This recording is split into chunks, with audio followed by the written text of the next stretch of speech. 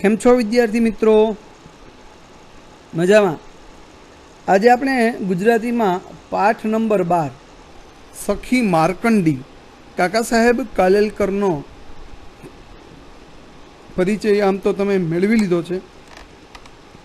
આપણે એનો પાઠ જોવાનો છે. સખી માર્કંડી એમના જ્યાં નિવાસ સ્થાન, એમનું જે જ્યાં તે મોટા થયા મહારાષ્ટ્રમાં, ત્યાં એમના ગામમાંથી નીકળતી એક નદીનું નામ છે માર્કંડી નદી. અને માર્કંડી નદીને વિશે ખૂબ સરસ મજાનું કાકા સાહેબને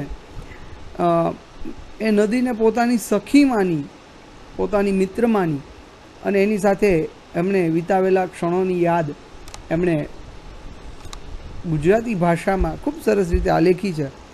અને એ વાતની આપણે ચર્ચા આજે આપણે આ પાઠ દ્વારા કરવાની છે. તો એમાં માર્કંડી વિશે કહેતા કાકા સાહેબ કાલેલકર કહે છે, શું દરેક નદી માતા હોય છે? ના, માર્કંડી તો મારા નાનપણની સખી છે. સખી એટલે મિત્ર, બરાબર? સ્ત્રી મિત્ર હોય એને સખી કહેવાય. એ એટલી નાની છે કે એને હું મોટી બહેન તરીકે પણ ન ઓળખાવી શકું. અમારા ખેતરમાં ઉમરાના ઝાડ તળે બપોરની છાયામાં બેઠો હોઉં ત્યારે માર્કંડીનો મંદ પવન જરૂર બોલાવવાનો. માર્કંડીને કાંઠે કેટલીય વાર બેઠો છું અને પવનના મોજાથી ડોલતા ઘાસના પાન કલાકો સુધી જોયા કર્યા છે. માર્કંડીને કાંઠે અસાધારણ અદ્ભુત એવું કશું નથી. ખાસ ફૂલો નથી, જાત જાતના રંગવાળા પતંગિયા નથી, રૂપાળા પથરાએ નથી. પોતાના કલકુજીતથી ચિત્તને અસ્વસ્થ કરી દે એવા નાના મોટા પ્રપાત ક્યાંય નથી. પ્રપાત એટલે નાના નાના ઝરણા કે જે ઉપરથી પડતા હોય એવું પણ નથી, બરાબર? ધોધ કહે ને, પણ નાના એવા ધોધ પણ ક્યાંય નથી. ત્યાં છે ફક્ત પ્રેમળ શાંતિ. બરાબર? ધ્યાનમાં લેજો કે ત્યાં શું શું નથી. અને છતાં કાકા સાહેબ કાલેલકરને ત્યાં માર્કંડીના કિનારે શું કામ ગમે છે એની વાત અહીંયા ખૂબ અદ્ભુત રીતે કાકા સાહેબ કાલેલકરે આલેખી છે કે માર્કંડીને કાંઠે અસાધારણ અદ્ભુત એવું કશું નથી. અસાધારણ એટલે કે ક્યાંક એવું એક એનું સૌંદર્ય એવું નથી, કોઈ એવા ખાસ ફૂલો નથી, જાત જાતના રંગવાળા પતંગિયા નથી, રૂપાળા પથરા કે કશું જ નથી. કે પછી નદી જતી હોય તો એનું કલકુજીત ખળખળ ખળખળ અવાજ જે આવતો હોય તો એવું ચિત્તને અસ્વસ્થ કરી નાખે, મોહ પમાડી દે એવું પણ એને ત્યાં એ કલકુજન પણ નથી. અને નાના મોટા પ્રપાત તો ક્યાંથી જ હોય, એવું નાના મોટા પ્રપાત પણ નથી. પણ ત્યાં છે ફક્ત પ્રેમળ શાંતિ. અને પ્રેમળ શાંતિ હોવાને કારણે જ કાકા સાહેબ કાલેલકરને ત્યાં એ સખી માર્કંડીને પાસે બેસવું ગમે છે. તો આગળ કાકા સાહેબ વાત કે સખી માર્કંડીમાં કાકા સાહેબ કહે છે કે ભરવાડો કહે છે કે માર્કંડી વૈજનાથના ડુંગરમાંથી આવે છે. વૈજનાથ આજે સાપુતારાની પાસે આવેલા ડુંગરો વૈજનાથના ડુંગરો તરીકે ઓળખાય છે. તો કહે છે કે વૈજનાથના ડુંગરોમાંથી એ માર્કંડી આવે છે. મને એનું મૂળ શોધવાની કદી ઈચ્છા થઈ નથી. અમારા તાલુકાનો નકશો હાથમાં આવે તોય એમાં માર્કંડીની લીટી હું ન શોધું, કેમ કે તેમ કરતાં એ સખી મટીને નદી થઈ જાય. મને તો એના પાણીમાં મારા પગ બોળીને બેસવાનું જ ગમે છે. પગ મૂક્યો કે તરત જ ખળખળ ખળખળ એવો અવાજ શરૂ થાય. નાનપણમાં અમે કેટલીય વાતો કરતા, એકબીજાનો સહેવાસ જ અમારા આનંદને માટે બસ થતો.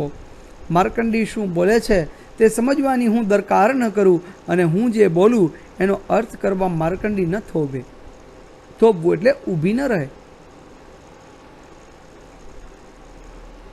અમે એકબીજાને ઉદ્દેશીને બોલીએ છીએ એટલું જ બંનેને બસ હતું. હવે આમાં તમને પ્રશ્ન એવો થાય કે કાકા સાહેબ કાલેલકર નદી સાથે વાતો કરતા, પણ એક હૃદયથી એની સાથે કોઈ સ્થાન સાથે માણસનું જ્યારે હૃદયની લાગણીઓ જોડાઈ જાય પછી એ માણસને એ નિર્જીવ વસ્તુ પણ સજીવ લાગવા લાગે.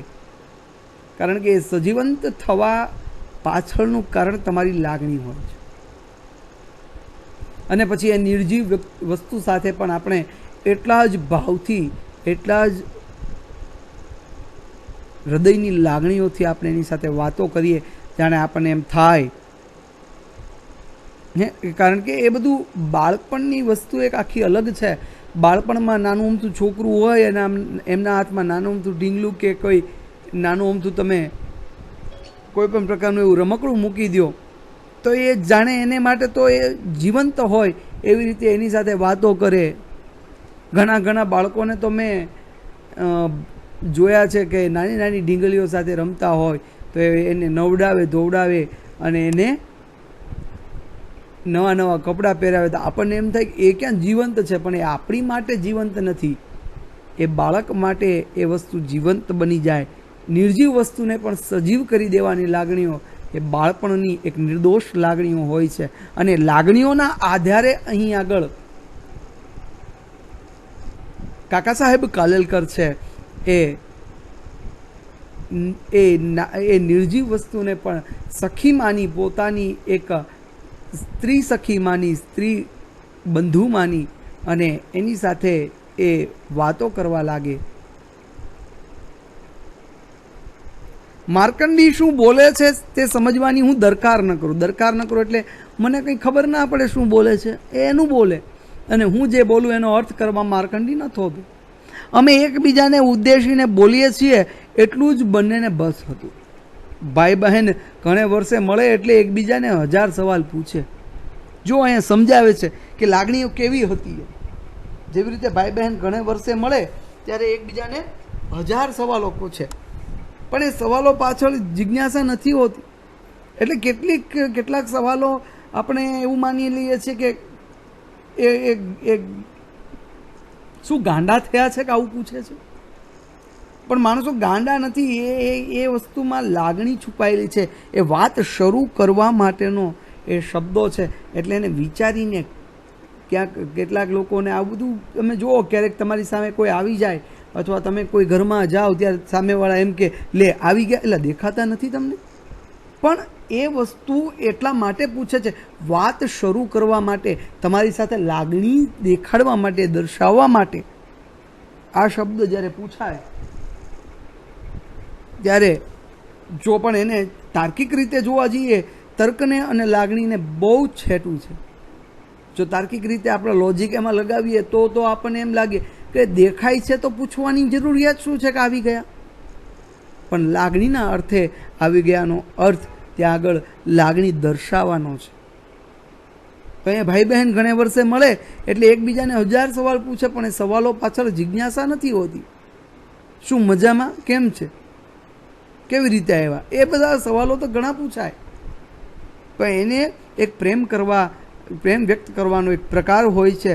સવાલ શો પૂછ્યો અને જવાબ શો મળ્યો એ તરફ ધ્યાન રાખવા જેટલી સ્વસ્થ વૃત્તિ પ્રેમ મિલન વખતે ક્યાંથી રહે. અને એને જ સાચો પ્રેમ કહેવાય, એને જ નિખાલસ પ્રેમ કહેવાય અને એને જ નિખાલસ લાગણી કહેવાય.